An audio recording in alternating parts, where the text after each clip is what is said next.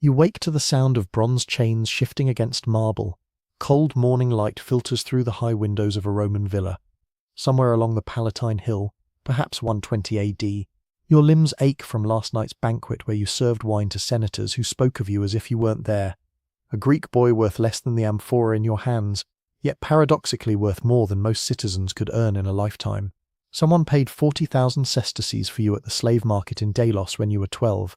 Now at 16 you understand why your previous owner wept when bankruptcy forced him to sell you, not from sentiment but from the loss of investment.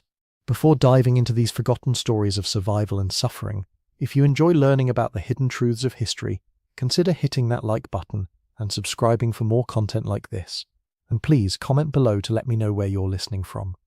I find it incredible that we're exploring these ancient stories together from different parts of the world, connected across time and space by our shared curiosity about the past. In Rome they had a word, puer delicatus, which translates poorly into our language. Delicate boy captures none of the weight, none of the specific social position, none of the elaborate legal and cultural framework that surrounded these young men. Some modern historians prefer concubinus, though even this fails to convey what life actually meant for boys and young men trapped in this particular form of slavery. We know their stories primarily through the complaints of moralists like Seneca the Younger, through legal codes that regulated their sale and use, through poetry that celebrated or mocked them, and through the occasional gravestone that hints at affection, genuine or performed. Marcus Verrius Flaccus, the imperial tutor under Augustus, once wrote that distinguishing between different categories of slaves required understanding subtle gradations of degradation.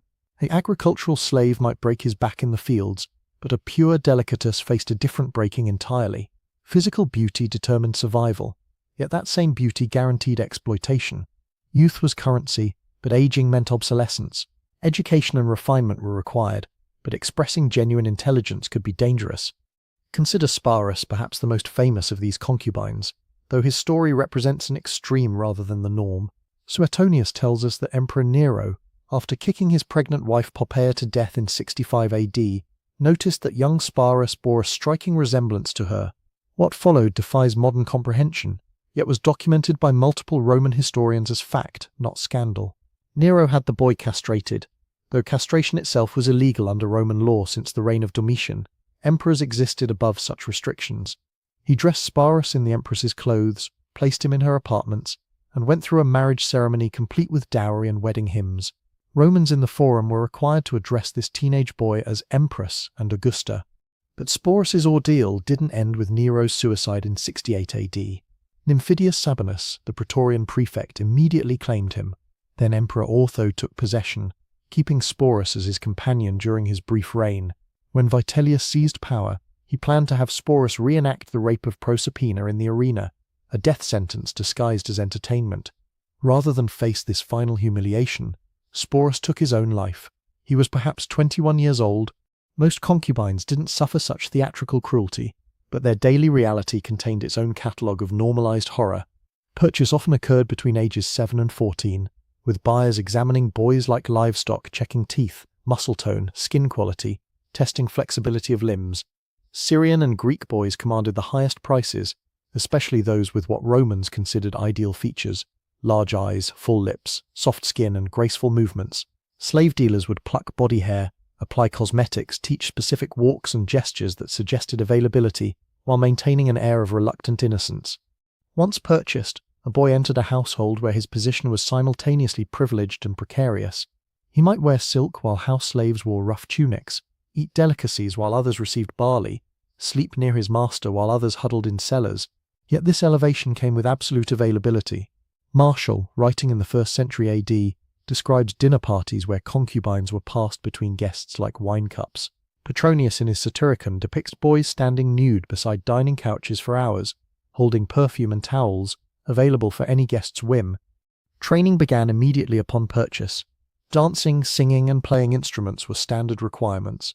Greek and Latin literature, particularly poetry, had to be memorized for recitation.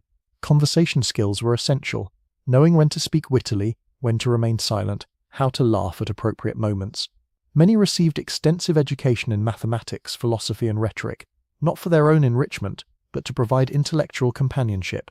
Plutarch mentions a concubine who could discuss Stoic philosophy while pouring wine, though he notes this as an unusual extravagance rather than the norm. Physical maintenance consumed hours daily. Hair was styled elaborately, often in fashions that contemporary Romans considered effeminate on free males but appropriate for concubines. Pumice stones removed body hair. Cosmetics, white lead for pale skin, antimony for lined eyes, vermilion for lips were applied each morning. Perfumes, imported at enormous expense from Arabia and India, marked them as luxury objects. Some masters insisted on specific diets to maintain slim figures. Others force-fed boys to achieve a plumpness associated with prosperity.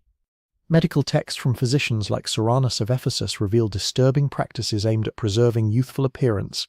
Bloodletting was believed to maintain soft skin. Certain herbs supposedly delayed the growth of body hair and deepening of voice. Some boys had their pubic hair permanently removed through repeated plucking or caustic depilatories containing quicklime. When inevitable physical maturation occurred despite these efforts, the consequences varied. Lucky ones might transition to other household roles: secretary, accountant, tutor to younger slaves. Many were simply sold to brothels or mines, their market value exhausted. Legal protections were essentially non-existent. While Roman law theoretically prohibited the castration of slaves within Roman territory, after Domitian's edict in 83 AD, buyers simply purchased pre-castrated boys from beyond the borders. Technically, forcing a slave into prostitution who was sold with a niece of a prostituta clause was illegal, but proving such violations was nearly impossible. A master possessed absolute sexual access to his slaves regardless of age or consent, concepts that didn't exist in Roman legal framework concerning slaves. Yet perhaps the most insidious aspect was how Roman society normalized and even celebrated these arrangements. Poets like Catullus and Tibullus wrote tender verses to their delicatae. Statius composed an elaborate consolation poem for Flavius Ursus when his young concubine Philetos died, comparing the boy to Ganymede and suggesting the gods had reclaimed their own. These literary works present affection, even love, but always within the framework of absolute ownership. A master might genuinely mourn a dead concubine while simultaneously shopping for a replacement. Public visibility formed part of their function. During banquets, concubines served as living decorations, standing behind couches, fanning guests, offering silver finger bowls between courses. Their presence demonstrated wealth. Maintaining a beautiful, educated concubine required enormous ongoing expense. They accompanied masters to the baths, carrying oil flasks and strigils, waiting nude in the caldarium while their owners soaked. At the theatre, they sat at their masters' feet rather than in seats, visible to all as possessions. Religious festivals provided no respite. During Saturnalia, when traditional roles supposedly inverted, and slaves enjoyed temporary freedom, concubines often faced increased demands as masters hosted elaborate parties. The Floralia, celebrating Flora, goddess of flowers and youthful beauty, featured nude performances where concubines might be compelled to dance publicly. Even funeral rites could involve them. Some wills specified that favourite concubines should be sacrificed on their master's pyre, though this practice was officially banned by the Senate in 11 AD. Economy intersected with exploitation in complex ways. Successful concubines might accumulate substantial peculium, property technically owned by the master but controlled by the slave. Graceful manipulation of multiple admirers could yield gifts of gold, jewelry, even land rights. Some masters permitted their concubines to own their own slaves, creating hierarchies within hierarchies. Occasionally, a particularly favoured concubine might purchase his own freedom, though manumission papers often included clauses requiring continued sexual availability. Documentation suggests that suicide rates among concubines far exceeded those of other slave categories. Seneca mentions matter-of-factly that wise masters restricted access to rope and sharp objects. Poison was a constant concern, not just that concubines might kill themselves, but that they might kill masters who had exhausted them. The Emperor Claudius's concubine Helotus was rumoured to have administered the poisoned mushrooms that killed him, though acting on Agrippina's orders rather than his own initiative. Disease spread rapidly through this demographic. Galen, physician to Marcus Aurelius, described treating concubines for what modern medicine would recognize as sexually transmitted infections, though he attributed them to excessive humidity of temperament rather than understanding transmission. Anal fissures, rectal prolapse, and chronic pain were common enough that medical texts included specific treatments aimed at this population. Depression and anxiety, described as melancholic disposition and nervous exhaustion, were endemic. Violence permeated their existence beyond just sexual assault. Masters might beat concubines for minor infractions, spilling wine, speaking out of turn, showing insufficient enthusiasm, Jealous wives and legitimate children often targeted them for particular cruelty. Messalina, wife of Emperor Claudius, reportedly had several of her husband's favorites executed on fabricated charges. Even other slaves might abuse them, resentful of their privileged position while safe in the knowledge that a concubine who fought back would be punished severely. Some found protection through strategic alliances, becoming the favorite of a powerful master offered relative security. Emperor Hadrian's relationship with Antinous, while exceptional in its public prominence, demonstrates how affection could provide temporary shelter. Antinous accompanied Hadrian on imperial tours, received honours typically reserved for family members, and was deified after drowning in the Nile in 13 AD. Yet even this extraordinary favoritism couldn't prevent persistent rumours that Antinous had been murdered or forced to sacrifice himself for Hadrian's health through some mystical ritual. Children resulted from these arrangements more often than popular history suggests.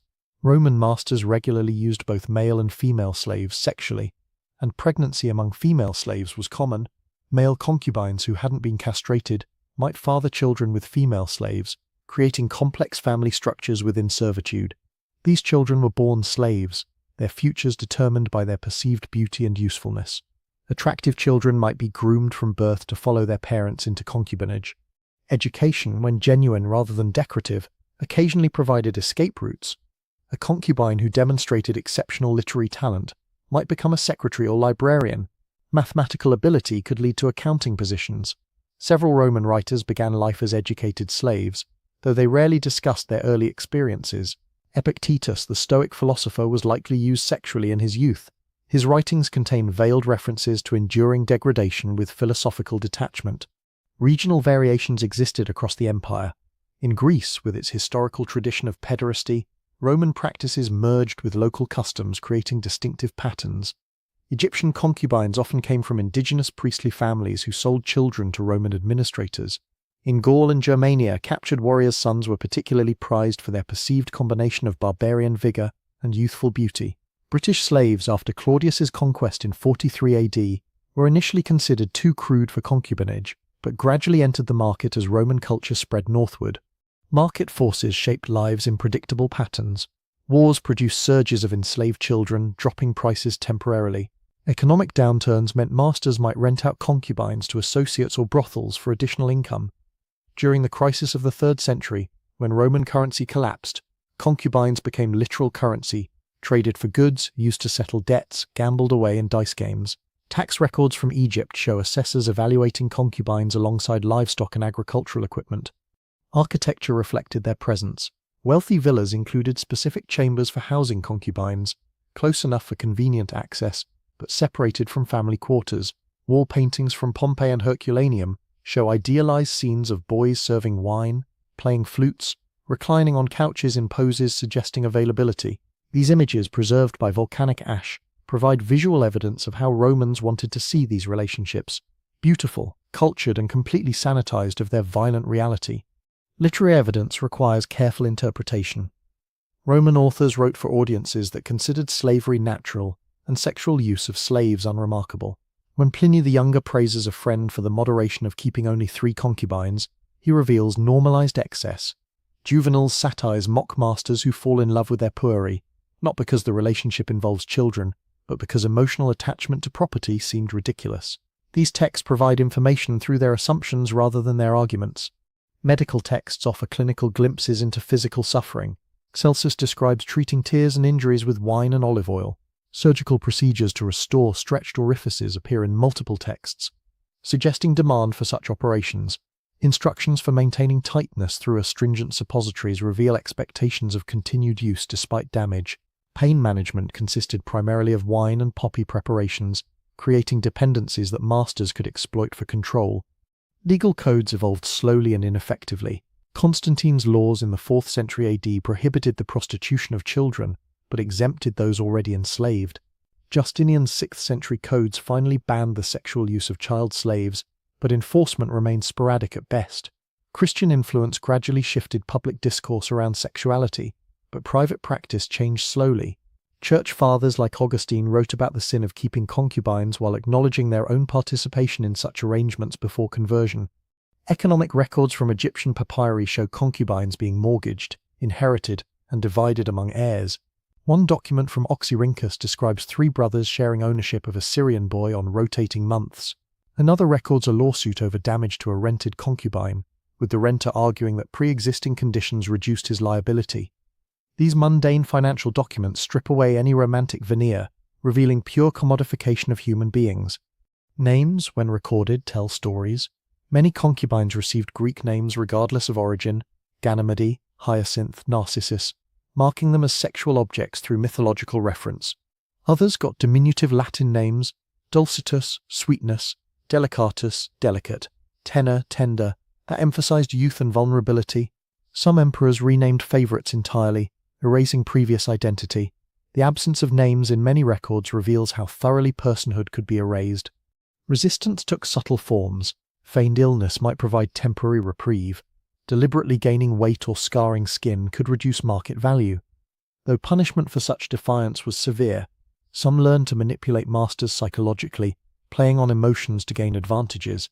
Others formed secret relationships with fellow slaves, creating emotional bonds that provided psychological survival even when physical escape remained impossible. Manumission, when it occurred, rarely meant freedom from sexual obligation.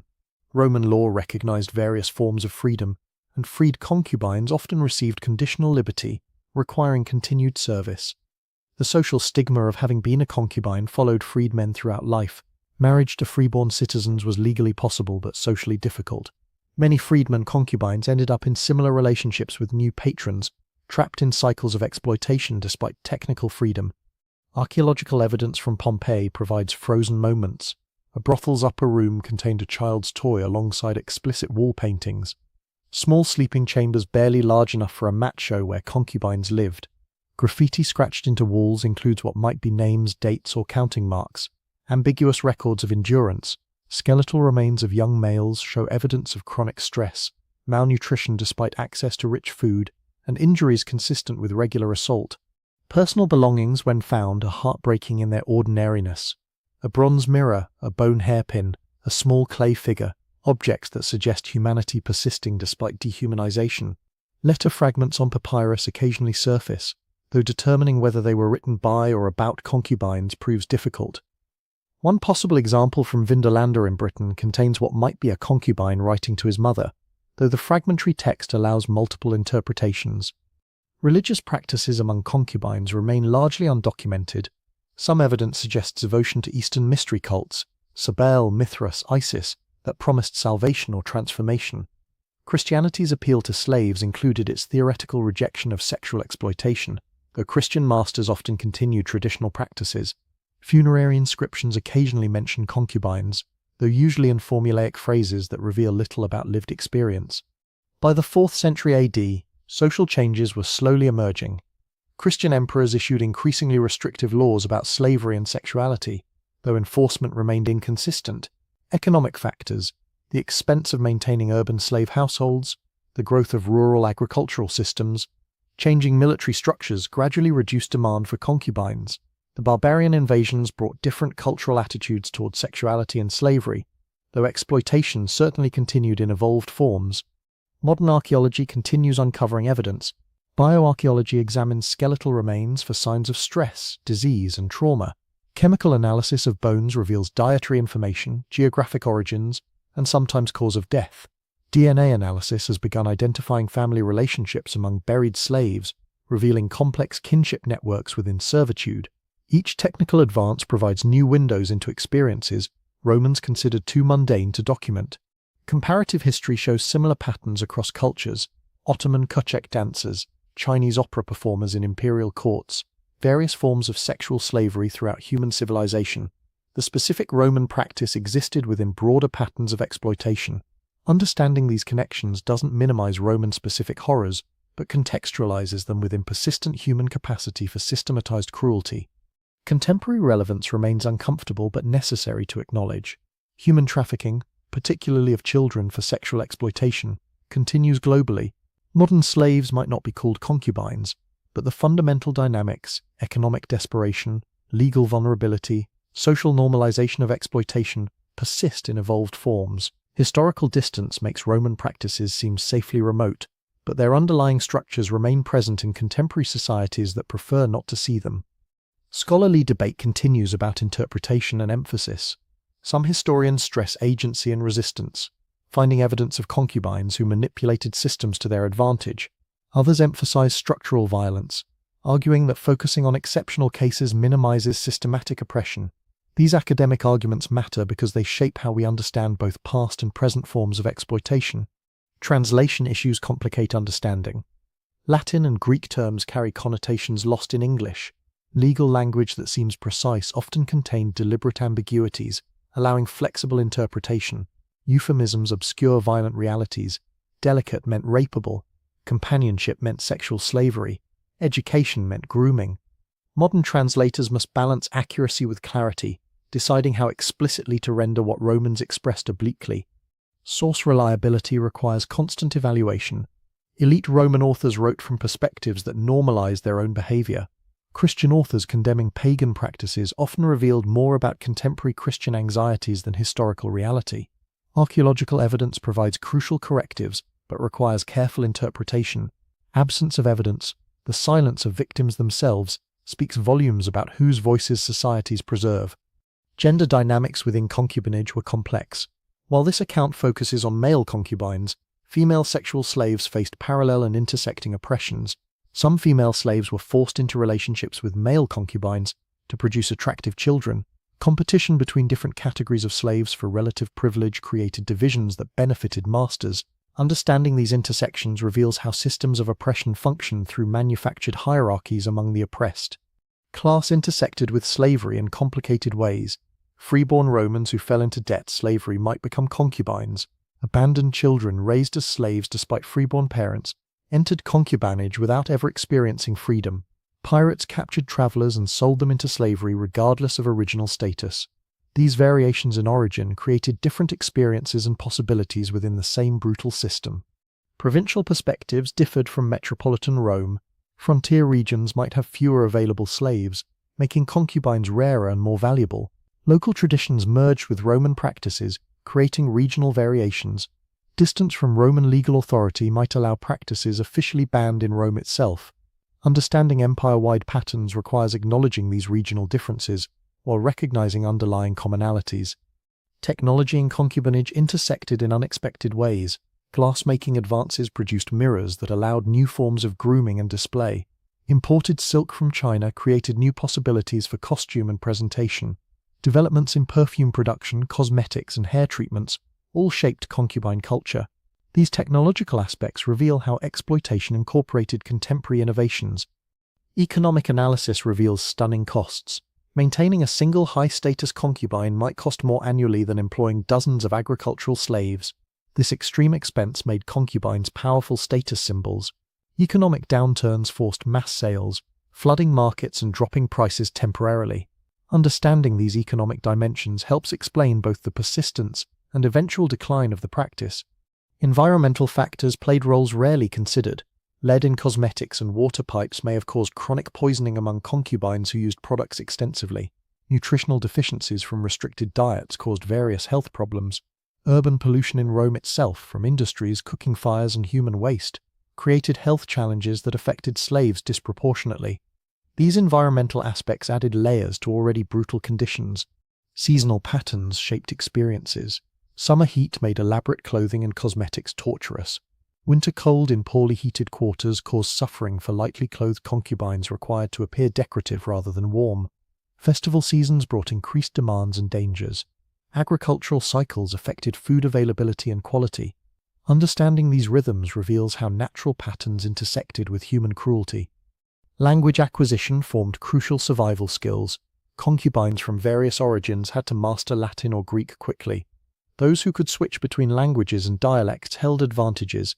Ability to understand but pretend ignorance of certain conversations might provide strategic benefits. Code switching between slave quarters and masters' chambers required constant vigilance. These linguistic dimensions reveal another layer of required performance. Travel exposed concubines to particular dangers. Accompanying masters on journeys meant isolation from any potential support networks. Sea voyages brought risks of piracy and shipwreck. Military campaigns exposed them to combat dangers while being required to provide services. Provincial assignments might mean years in isolation with abusive masters. These mobile experiences differed significantly from those of stationary household slaves. Memory and trauma manifested in various ways. Some freed concubines later wrote obliquely about their experiences. Others apparently suppressed memories entirely. Psychological concepts Romans wouldn't have recognized, PTSD, dissociation, complex trauma, clearly affected victims. Physical scars might fade, but psychological damage persisted. Understanding trauma's long-term effects helps grasp the full scope of harm inflicted. Intergenerational impacts extended beyond immediate victims. Children of concubines, whether fathered by them or born to them, inherited trauma and stigma. Family structures shattered by slavery created lasting wounds. Cultural practices around sexuality and power were transmitted through generations. These intergenerational effects reveal how individual exploitation created society-wide damage. Artistic representation both revealed and concealed reality. Sculptures idealized youthful beauty, while hiding violence. Mosaics depicted mythological scenes that normalized sexual predation. Literature romanticized relationships that were fundamentally coercive. These artistic works provide evidence while simultaneously serving as propaganda for the system they depicted. Understanding their dual nature requires reading both surface and subtext. Death brought no dignity. Concubines who died young might receive elaborate funerals if beloved by masters, but these ceremonies centered the master's grief rather than the victim's humanity. Those who aged out of desirability often died in poverty and obscurity. Suicide victims were denied proper burial rites. Mass graves for slaves make individual identification impossible. Even in death, personhood was denied. Reform attempts, when they occurred, were limited and ineffective. Philosophical schools like Stoicism preached human dignity, while their adherents owned slaves. Legal reforms created loopholes larger than the protections they supposedly provided. Religious movements that condemned sexual exploitation often created new forms of it. Understanding these failed reforms reveals how deeply embedded the system was in Roman society. Social mobility, when it occurred, came at tremendous cost. A few exceptional individuals managed to transform from concubine to freed citizen to respected member of society.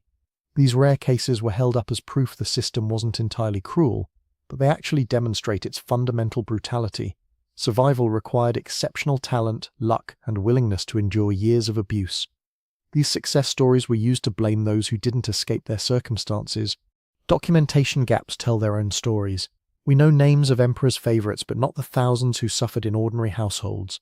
Legal texts describe property rights, but not human experiences. Medical texts detail physical damage, but not emotional devastation. These silences in the historical record reflect whose lives Romans considered worth recording.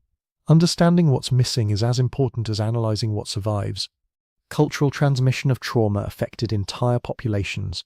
Societies that normalized sexual exploitation of children created cycles of abuse that persisted through generations. Attitudes toward power, sexuality, and human dignity were shaped by these practices. Even those who never directly participated absorbed cultural messages about domination and submission. These cultural impacts extended far beyond individual victims. International trade in human beings connected distant regions through shared horror. Celtic children captured in Gaul might end up in Syrian brothels. Greek boys might serve Roman masters in Britain. This vast network of human trafficking created economic and cultural connections built on suffering. Understanding these networks reveals how exploitation became systematically embedded in ancient globalization. Resistance networks, though largely undocumented, must have existed. Shared languages among slaves from similar origins, secret religious practices, whisper networks warning about dangerous masters. These informal support systems provided minimal protection, but psychological solidarity. Their absence from official records doesn't mean they didn't exist, only that they operated beyond Roman documentation. You might wonder how any society could normalize such systematic cruelty, but normalization is precisely the mechanism that enables atrocity. Romans didn't see themselves as cruel. They lived within a worldview that defined certain humans as property, certain bodies as available, certain suffering as natural. Each individual participation seemed small: buying a slave, attending a banquet, writing a poem. Collective participation created systematic horror that no individual felt fully responsible for perpetrating. Modern parallels remain uncomfortable but undeniable. Contemporary human trafficking, particularly for sexual exploitation, follows patterns Romans would recognize. Economic inequality that forces desperate families to sell children. Legal systems that fail to protect the vulnerable. social attitudes that blame victims rather than perpetrators. Technologies change, but fundamental dynamics persist. Understanding historical atrocity means recognizing its contemporary manifestations. Archaeological work continues revealing new evidence. Each excavation might uncover artifacts that illuminate these hidden lives. Advances in scientific analysis provide new ways to interpret existing evidence. Digital humanities projects are creating databases that allow pattern recognition across scattered sources. Future discoveries will undoubtedly complicate and enrich our understanding of these historical experiences. Ethical responsibilities in discussing this history require careful balance. Sanitizing makes atrocity seem acceptable. Sensationalizing disrespects victims' suffering. Academic distance can drain human horror from human experience. Finding appropriate ways to discuss systematic sexual violence against children challenges writers, educators, and content creators. These stories must be told, but told responsibly. Educational value extends beyond historical curiosity. Understanding how societies normalize atrocity helps recognize contemporary patterns. Seeing how economic systems commodify human beings illuminates modern exploitation. Recognizing how legal systems fail to protect the vulnerable reveals ongoing injustices. Historical distance provides perspective on present cruelties we might otherwise accept as natural or inevitable. Individual stories, when they can be recovered, humanize statistics. Knowing that a boy named Alexis was purchased at age 9, educated in rhetoric, used sexually for 7 years, then sold to a brothel when his voice changed. This specificity makes abstract horror concrete. Even fragmentary personal details restore humanity that systems of exploitation attempted to erase. Scholarly responsibility requires acknowledging interpretive limits. We cannot fully understand experiences so distant from our own. Modern categories of identity, consent, and trauma don't map perfectly onto ancient experiences. Translation loses nuance. Sources reflect elite perspectives. These limitations don't invalidate historical inquiry, but require humility about what we can and cannot know about past suffering. Public history faces particular challenges discussing this topic. Museums displaying Roman artifacts rarely acknowledge the sexual slavery that supported elite culture. Popular media romanticizes Rome while ignoring its systematic brutalities. Educational curricula sanitize ancient history into safely distant narratives. Honest public history requires confronting uncomfortable truths about civilizations we're taught to admire. Commemorative possibilities remain largely unexplored. No monuments memorialize these victims. No museums center their experiences. No days of remembrance acknowledge their suffering. This absence reflects ongoing discomfort with acknowledging sexual violence, particularly against children, as central rather than peripheral to great civilizations. Creating space for commemoration would require fundamentally reconsidering how we memorialize the past. Comparative suffering across slave categories shouldn't minimize any particular horror. Agricultural slaves faced different but equally severe brutality. Gladiators died for entertainment. Mine slaves labored in conditions that guaranteed early death. Understanding concubinage, as one form among many types of Roman slavery, reveals systematic rather than exceptional cruelty. Each category of suffering deserves recognition without competition over whose oppression was worst. Temporal perspective reveals gradual change alongside persistent patterns. From republic to empire to late antiquity, specific practices evolved while underlying exploitation continued. Christianity's rise altered justifications more than practices. Economic changes shifted patterns of slavery without eliminating it. Understanding this temporal dimension prevents both romanticizing the past and assuming inevitable progress. Final reflections must acknowledge ongoing relevance. This isn't safely ancient history, but documentation of patterns that persist. Children are still sold. Bodies are still commodified. Power still exploits vulnerability. Legal systems still fail to protect those most needing protection. Understanding historical atrocity means recognizing its continuation rather than congratulating ourselves on progress. Dawn comes again to that Roman villa, as it has for 2,000 years. Sunlight still filters through windows where boys once stood in silk and chains. Marble worn by countless footsteps remains cold to the touch. Somewhere, in forms evolved but fundamentally unchanged, another child wakes to similar sounds.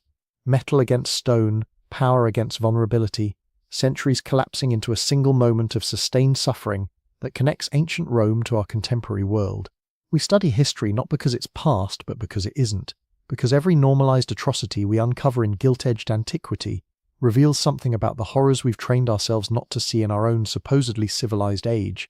History doesn't repeat, but it rhymes in cascading symphonies of suffering that echo across millennia.